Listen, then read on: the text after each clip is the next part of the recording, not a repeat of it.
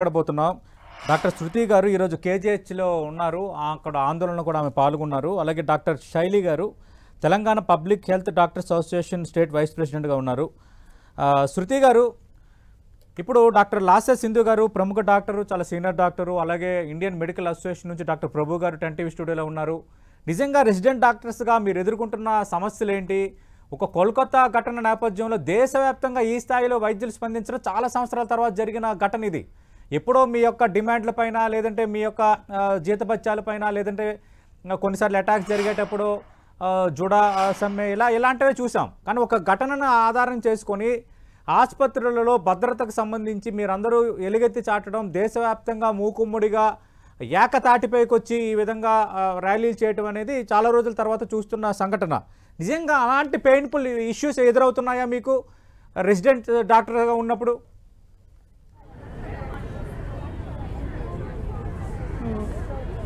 డెఫినెట్గా అండి, నేను శృతి ఆంధ్ర మెడికల్ కాలేజ్లో పీజీ ఫైనల్ ఇయర్ చదువుతున్నానండి. చెప్పండి. నేను ఎంబీబీఎస్ కూడా ఇక్కడే చేస్తాను. And first of all good morning sir and good morning madam. Good morning. ఇక్కడే రెసిడెన్స్ ఇంటర్న్షిప్ కూడా చేశాను. సో గవర్నమెంట్ కాలేజెస్లో ఈ ఇన్సిడెంట్ బయటకు వచ్చింది కాబట్టి మీకు తెలుసు ఇది ఇలా జరుగుతుంది. ఒక డ్యూటీకి రెస్ట్ రూమ్ ఉండదు, రెస్ట్ తీసుకోవడానికి రూమ్ ఉండదు, వాష్రూమ్ సెపరేట్గా ఉండవు అమ్మాయిలకి అని. ఇప్పుడు ఈ ఇన్సిడెంట్ వల్ల ఇది బయటకు వచ్చింది. కానీ ఇది ఇంత ఇంపార్టెంట్, దీని ఇంపార్టెన్స్ ఇప్పుడు ఇది గెయిన్ అయింది after rape and murder of resident. ఇది చాలా మనం సిగ్గుపడాల్సిన, బాధపడాల్సిన విషయం. ఇప్పటి వరకు మనం ఇది కేర్ చేయలేదు. ఇప్పుడు మీరే అన్నారు మా జీతం గురించి, అటాక్స్ గురించి మేము మధ్యలో ప్రొటెస్ట్ చేసాము, ఆగిపోయాము, చిన్నగా జరిగాయని. అవి ఆగిపోవడం వల్లే ఇప్పుడు ఇది ఇంత పెద్ద ఇష్యూ అయిందని మేము అనుకుంటున్నాం. ఎందుకంటే 2014లో కూడా ఇలాగే కోవిడ్ టైంలో అండ్ 2014లో కూడా చాలా కేజెస్లో కూడా రెసిడెంట్స్ని కొట్టడం ఇలాంటివి జరిగాయి. సో అప్పుడు కూడా మేము ఆందోళన స్టార్ట్ చేసాము. చేయడం అది హైలైట్ అయ్యేలోపు ఒక 2-3 డేస్ చేయడం, మళ్ళీ ఆపేయడం, ఇదే జరుగుతుంది. అప్పుడే చేస్తుంటే, అప్పుడే మాకు ప్రొటెక్షన్ ఉంటే ఈ రోజు ఇది ఇలా జరిగేది కాదేమో అనిపిస్తుంది. అంటే ఇది కొత్తగా ఉండొచ్చు కానీ మేము ప్రతి డ్యూటీలో మాకు ఏం సెపరేట్ రూమ్ ఉండదు. ఎక్కడ ప్లేస్ ఉంటే అక్కడే పడుకుంటాం. ఇంటర్న్షిప్ నుంచి అంతేగాని అది పెద్ద ఇంపార్టెన్స్ అని మేము అనుకోలేదు. అండ్ దానికి అంత ఇన్కన్వీనియంట్ కూడా ఫీల్ అవ్వలేదు. ఎందుకంటే మా హాస్పిటల్ అని ఒక ధైర్యం ఉండేది. ఇప్పుడు తన హాస్పిటల్లోనే తనకు అలా జరగడం అనేది చాలా బాధాకరం and it's very surprising. So ఇదంతా మామూలుగా జరిగేదే. డాక్టర్ శైలి గారు, మీరేం కోరుకుంటున్నారు మేడం స్పెసిఫిక్గా రెసిడెంట్ డాక్టర్స్ ఎదురవుతున్న సమస్యలు, అలాగే సీనియర్ డాక్టర్స్ అయిన తర్వాత కూడా ఎదురవుతున్న సమస్యలు, ప్రధానంగా సెక్యూరిటీ లేకపోవటం, ఈ స్థాయిలో దాడులు జరుగుతుండడం? శైలి గారు.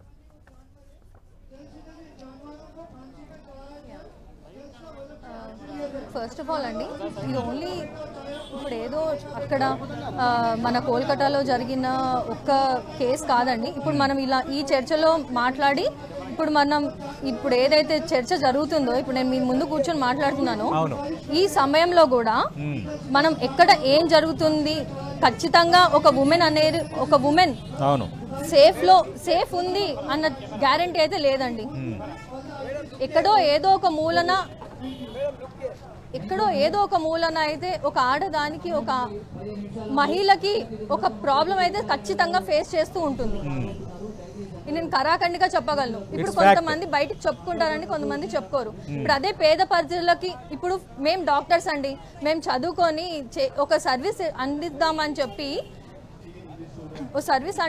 వచ్చిన వాళ్ళము, మా పైన ఇంత దౌర్జన్యం ఇవన్నీ అవుతుంటే, మళ్ళీ ఒక పేద ప్రజలు, ఒక పేద మహిళ, వాళ్ళకి ఏమవుతుందని వాళ్ళు అంటే ఒక బయటపడితే వాళ్ళది ఏదో బయటపడితే వాళ్ళకి సంబంధించి చెడు ప్రచారం అవుతుందని కూడా చెప్పుకోలేకపోయిన వాళ్ళు చాలా మంది ఉన్నారు. అవును, అదే లాసె సింధు గారు చెప్పారు ఇందాక. ఎందుకంటే ఆ డిగ్రీ కంప్లీట్ చేసుకోవాలి, లేదంటే ఆ పీజీ పర్ఫెక్ట్గా కంప్లీట్ చేసుకోవాలని కొందరు బాధను దిగమింగి, ఆవేదన దిగమింగి కొందరు ముందుకు పోతుంటారు. చాలా హెరాస్మెంట్స్ ఉంటాయి, పర్సనల్ గ్లెడ్జెస్ ఉంటాయి, కంపారిజన్స్ ఉంటాయి, ఇబ్బంది పెట్టడం ఉంటుంది. 36 అవర్స్ నుంచి 72 అవర్స్ వరకు డ్యూటీ చేసే సిస్టమ్స్ ఉంటాయి, పడుకోవడానికి రూములు ఉండవు అని చెప్తున్నారు. నిజంగా అలాంటి పరిస్థితులు ఎదురవుతున్నాయి మీకు శైలి గారు? ఎదురవుతాయండి. ఇది నా ఒక్కదాని సమస్య కాదు. ఇలాంటి పరిస్థితి మాకు చాలా మంది మా డాక్టర్స్ కి మేము రోజు చూస్తూనే ఉంటాం. చెప్పుకుంటే సిగ్గుచేటు. కొన్ని వాటిలో మాకు ఈవెన్ వాష్రూమ్స్ కి కూడా వాటర్ ఫెసిలిటీ లేకున్నా కూడా మేము డ్యూటీలు చేసిన రోజులు ఉన్నాయి. మా పైన ఒక్కొక్కరు మేమేం తప్పు చేయకపోయినా మా పైన 20 మంది 10 మంది వచ్చి మా పైన దాడులు చేసిన రోజున్నాయి, సొంతంగా స్వయంగా ఎదుర్కొన్న రోజులు ఉన్నాయి. అన్నీ కాదండి. ఇప్పుడు ఈ రోజు ఇది ఒక చర్చ అవుతుంది, మళ్ళీ ఒక 2-3 days అవుతుంది, మళ్ళీ ఇది సదుమణిగిపోతుంది. దీనికంటూ ఒక సెంట్రల్ ప్రొటెక్షన్ యాక్ట్ అనేది రావాలి, మాకు ఒక సేఫ్టీ అనేది ఇవ్వాలి. మాకు ప్రమోషన్స్ వద్దండి, మాకు సత్కారాలు వద్దు, నా ఉమెన్స్ డే సెలబ్రేషన్స్ వద్దు, మాకు ఒక సేఫ్టీ, బేసిక్ సేఫ్టీ ప్రొవైడ్ చేయండి మాకు చాలు. ఈ మాట్లాడుతున్నారంటే ఎంత పెయిన్ అనుభవిస్తున్నారో రెసిడెంట్ డాక్టర్స్ గా అలాగే మెడికల్ స్టూడెంట్స్ గా మీరు. ఇవి ఓన్లీ మాటలు నోట్ నుంచి వచ్చేవి కాదండి, మా గుండెల నుంచి వచ్చేవి. అదే ఒక స్థితిలో నా అక్కో నా చెల్లో ఉంటే కరెక్ట్. శృతి గారు, మేము ఎంత లోపల ఎంత మనోక్షేమం అనుభవిస్తున్నామో తెలియదండి మీకు. అవును, ఒక సామాన్యుడు ఎందుకు దీన్ని ప్రశ్నించట్లేదు అని మేము అడుగుతున్నాము. ఓన్లీ డాక్టర్సే ఎందుకు, మేమెందుకు మిమ్మల్ని అడగాలి? ఒక సామాన్యుడు ఎందుకు రావట్లేదు? ఇప్పుడు మీరే ఉన్నారండి, మీరు ఫోన్ చేసి మీకు ఒకవేళ జ్వరమో జలుబో వచ్చింది అనుకోండి, మీకు తెలిసిన డాక్టర్ కి ఫోన్ చేసి మరి అడిగి సలహాలు తీసుకుంటారు. మరి మీరెందుకు మా ప్రాబ్లం అప్పుడు మీరెందుకు స్పందించట్లేదు? ఒక సామాన్యుడిగా మీరెందుకు ముందు నడుస్తలేడు? కరెక్ట్. శృతి గారు, మీరు ఆల్రెడీ ఎంబీబీఎస్ చేశారు, ఇప్పుడు పీజీ స్టూడెంట్ గా ఉన్నారు. రెసిడెంట్ డాక్టర్స్ కి సమస్యలు ఎదురవుతున్నాయి అనేది క్లియర్ కట్ గా అర్థమైపోతుంది. లాస్ట్ సింధు గారు యాజ్ సీనియర్ డాక్టర్ గా చెప్పారు. అలాగే ఇప్పుడు మనం చూసాము డాక్టర్ శైలి గారు మొత్తం ఎక్స్ప్లెయిన్ చేశారు. శృతి గారు, మీరు ఇప్పుడు కోరుకుంటుందండి స్పెసిఫిక్గా ఏం కావాలి? మహిళా డాక్టర్ల భద్రత విషయంలో కానీ, ఆసుపత్రుల్లో భద్రత విషయంలో కానీ, బోధన ఆసుపత్రుల్లో భద్రత విషయంలో కానీ మీరు కోరుకుంటుంది ఏంటి?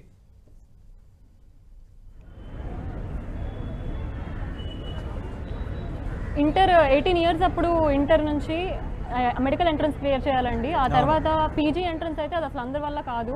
మేము 10 ఏళ్ళు అయింది నేను వైజాగ్ వచ్చి. ఈ 10 ఏళ్ళు కష్టపడింది అంటే మీరు చెప్పిన ఆ స్ట్రెస్, ఆ వేధింపులే, లైంగిక వేధింపులే కాకుండా మామూలుగా మేము చదివే చాలా స్ట్రెస్ఫుల్. 26 hours షిఫ్ట్స్ ఉంటాయి, భోజనం సరిగ్గా ఉండదు. నేను ఆఫ్థల్మాలజీ పీజీ, నేను ఓటీకి వెళ్తే నేను సాయంత్రం వరకు తిన్ను. ఇదంతా మేము పెద్ద పట్టించుకోం, మాకు చాలా అలవాటైన విషయం ఫిజికల్ స్ట్రెస్ ఇదంతా. దీంతో పాటు అవన్నీ కూడా వస్తే అది చాలా కష్టం అండి, అది వర్ణనాతీతం. అది ఇప్పుడు మాకు కావాల్సింది ఏంటంటే వెళ్ళిపోయిన మా కోపీజీని మేము ఎలాగో తీసుకురాలేము. అవును, మేము ముందే ఇదంతా వాయిస్ అవుట్ చేయక అమ్మాయికి ఎలాగో నష్టం జరిగిపోయింది. సో నష్టం జరిగిపోయిన దానికి మేము ఏం చేయలేము, ఆందోళన ప్రకటిస్తూ ఆ అమ్మాయికి జస్టిస్ జరగాలని మేము కోరుకుంటున్నామండి. రోజుకొకటి వస్తుంది, రోజుకొక ఇన్స్టాగ్రామ్లో పోస్ట్ వస్తుంది, కరెక్ట్గా కల్ప్రిట్స్ ఎవరో తెలియట్లేదు. ఇన్వెస్టిగేషన్ ఫెయిర్గా జరగాలి, జడ్జ్మెంట్ ఫాస్ట్గా అవ్వాలి. ఇంకా ఆ రోజు నైట్ పీస్ఫుల్గా కోల్కతాలో ప్రొటెస్ట్ చేస్తుంటే పెద్ద మాబ్ వచ్చి అటాక్ చేసింది. అది జస్ట్ ఎవిడెన్స్ని ట్యాంపర్ చేయడానికే అని మాకు అనిపిస్తుంది. సో సిబిఐకి ఇచ్చారు, త్వరగా దాని జడ్జ్మెంట్ ఇవ్వాలి. అండ్ ఇప్పటి వరకు ఎప్పుడూ అనిపించలేదండి మేము హాస్పిటల్లో కూడా సేఫ్ కాదని. నైట్ వరకు మేము ఒక్కళ్ళమే ఉన్నా సరే ఎప్పుడూ అలా ఫీల్ అవ్వలేదు. కానీ ఇప్పటి నుంచి హాస్పిటల్లో కూడా సేఫ్. మా పేరెంట్స్ కూడా మేము వదిలేసి ఇంత దూరంలో ఉంటున్నామంటే వాళ్ళు ఇక్కడ సేఫ్గా ఉన్నామని ఫీల్ అవ్వాలి. ఇప్పుడు ఎలా ఫీల్ అవుతారండి అది చూసిన తర్వాత? హాస్పిటల్లో ఉండొద్దు, వెళ్ళిపో అని. డ్యూటీస్ ఎలా చేస్తాం? సో అట్లీస్ట్ ఐసీయూస్, మేము డెత్ చెప్పే దగ్గర ఐసీయూస్లో, ఎమర్జెన్సీస్లో పోలీస్ ప్రొటెక్షన్ ఫోర్స్ ఉంటేనే మేము డ్యూటీస్ కంటిన్యూ చేయగలమండి. Okay, central protection act already GO 2022లో వచ్చింది, అది అమల్లోకి రావాలి, జస్టిస్ జరగాలి విక్టిమ్కి. ఇవి మా ఇంపార్టెంట్ 2 demands అండి. తీసుకోండి. శృతి గారు, మీరు ఇప్పుడు ఆంధ్ర మెడికల్ కాలేజీలో పీజీ చేస్తున్నారు. మీరు చదువుతున్న పీజీ కాలేజీలో కానీ లేదంటే మీరు ఉంటున్న పీజీ హాస్టల్లో కానీ సెక్యూరిటీ ఎలా ఉంది? ఎంతమంది సెక్యూరిటీ సిబ్బంది ఉన్నారు? వేరొకరు బయటకు రాని పరిస్థితులు ఉన్నాయా? మీ మీ మీ మీ అనుభవం చెప్పండి, మీకు ఇప్పుడు ఎదురవుతున్న అనుభవం చెప్పండి, సమాజానికి తెలుస్తుంది మీరు ఎంత సెక్యూర్గా ఉన్నారు.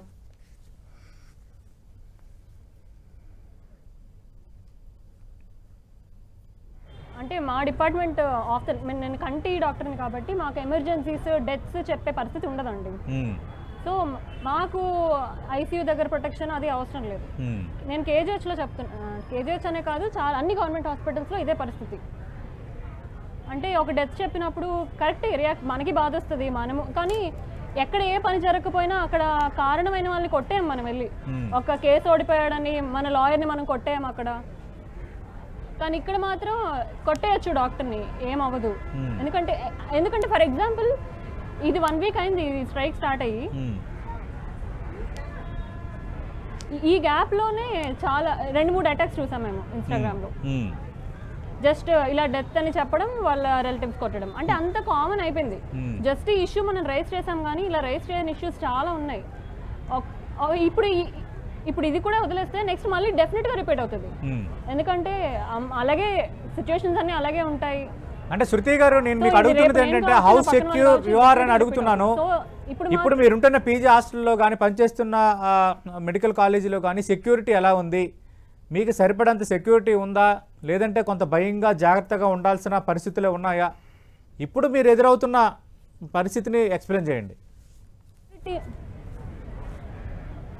మెడికల్ కాలేజ్లో సెక్యూరిటీ ఉంటుందండి, కాకపోతే అది నార్మల్ పరిస్థితుల్లో సరిపోతుంది. కానీ ఇలా ఐసీయూలో క్యాజువాలిటీలో ఏదైనా డెత్స్ అయినప్పుడు వాళ్ళు ఆపలేరు. So we want central protection act, that police force ఎప్పుడు సేఫ్ జోన్స్ లాగా పోలీస్ ప్రొటెక్షన్ ఉండాలి అట్లీస్ట్ ఐసీయూలో, ఎమర్జెన్సీలో, క్యాజువాలిటీస్లో. That's what we are demanding. Shruti గారు, మరి మీరు ఆందోళనలు చేస్తున్నారు, ప్రొటెక్షన్ కావాలంటున్నారు, అలాగే మహిళా వైద్యులకి, మహిళా వైద్య విద్యార్థినులకి భద్రత లేదు, భయంతోనే పనిచేస్తున్నాము, భయంతోనే ఉంటున్నామని ఓపెన్గా చెప్తున్నారు. అంటే ఇప్పుడు ఒకటి ఆల్రెడీ ప్రొటెక్షన్ యాక్ట్ ఉంది, అది అమలు చేయట్లేదు అనేది ఒక ఇష్యూ. రెండోది, ఇప్పుడు మీ యాజిటేషన్స్ ఇంకా ఏం చేయబోతున్నారు? నెక్స్ట్ మీ భవిష్యత్ కార్యాచరణ ఏంటి?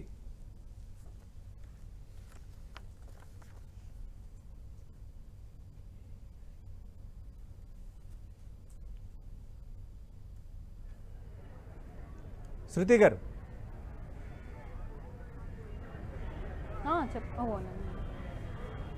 అదేనండి, ఈ జడ్జ్మెంట్ వచ్చే వరకు ఇంకా అది కొనసాగుతూనే ఉంది. 1 వీక్ అయిపోయింది ఇప్పటికే ఇన్సిడెంట్ అయ్యి. అవును, రోజుకు ఒక అప్డేట్ ఇస్తున్నారు, అంటే అది అఫీషియల్గా రావట్లేదు, ఎలాగో సోషల్ మీడియా నుంచి వస్తుంది. సో మాకు ఎంతవరకు నమ్మాలి అది తెలియట్లేదు.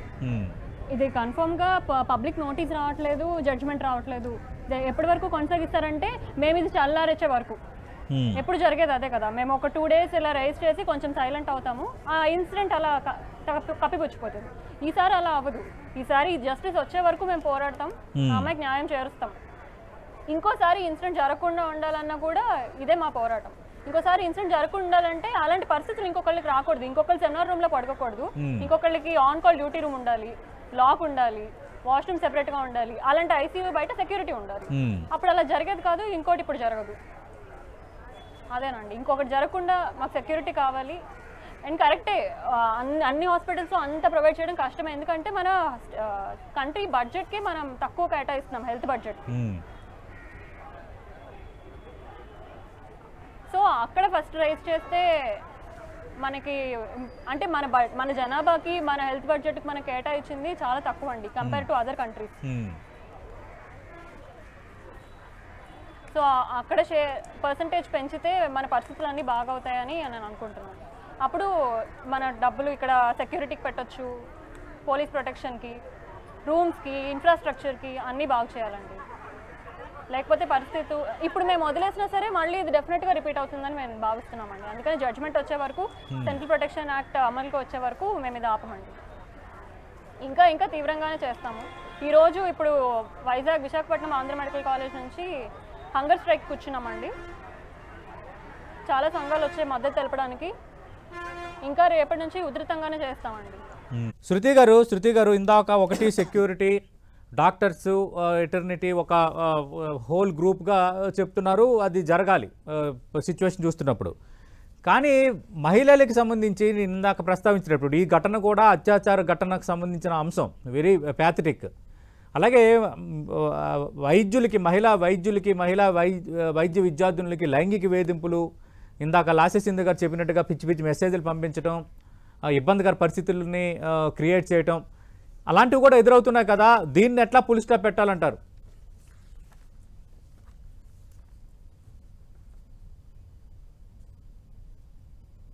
శృతి గారు, మిమ్మల్ని అడుగుతున్నాను. సతీష్. యాక్చువల్లీ అది పర్సనల్గా నాకు ఎక్స్పీరియన్స్ అవ్వలేదు, కానీ నేను కూడా ఫ్రెండ్స్ నుంచి వినడం అదంతా జరిగిందండి. అది ఎంతవరకు అదే ఇంటర్నల్గా కంప్లైంట్ ఇచ్చే సెల్స్ ఉండాలండి. పాష్ కానీ డైరెక్ట్గా మా పేరు బయటకు రాకుండా, మా పేరు బయటకు వస్తుందనే భయంతోనే వాళ్ళు మమ్మల్ని గుర్తుపెట్టుకుంటారనో ఎగ్జామ్ స్ట్రెస్ అనోనే చాలామంది కంప్లైంట్ చేయరు. సో అనానిమస్గా కంప్లైంట్ ఇవ్వగలిగే పరిస్థితులు ఉండాలి. ఎవరైనా ఒక సెల్ వాళ్ళ దగ్గర మనం ఓపెన్ అవ్వచ్చు, వెళ్ళి ఏమైనా చెప్పచ్చు, మన గురించి బయటకు రాదు అనే నమ్మకం ఉంటే ఎవ్రీవన్ విల్ కమ్ అవుట్. ఇప్పుడు this is a story that came out and we have known about it. ఇలా అన్టోల్డ్ స్టోరీస్ మోస్ట్లీ చాలా ఉండొచ్చండి. ఇలాంటివన్నీ బయటకు రావాలంటే ఐ థింక్ దట్ ఇంటర్నల్గా ఒక సెల్ ఉండాలి ఎవ్రీ హాస్పిటల్లో, ఎవ్రీ ఇన్స్టిట్యూట్లో. లేదు, ఇట్స్ వెరీ పెయిన్ఫుల్ అండి ఇది. కనీసం ఒక సమస్యను మనం చెప్పుకోవడానికి ఒక గ్రీవెన్స్ సెల్ లేదు, అందులో మహిళలు చెప్పుకోవడానికి లేదంటే మరి మెడికల్ డిపార్ట్మెంట్ సిచ్యువేషన్స్ ఎలా ఉందనేది. ఈ విషయంలో మీరు ఏం కోరుకుంటున్నారు శృతి గారు?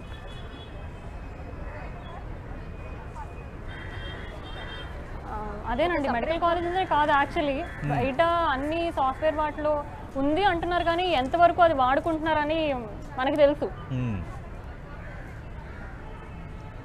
సైలెంట్ గానే ఉంటున్నాయి మోస్ట్లీ, ఉన్నా సరే ఎవరు వాడుకోవట్లేదు. అది మాకు ఇక్కడ లేదు. సో ఇనిషియేటివ్ ఒకటి స్టార్ట్ చేయాలి.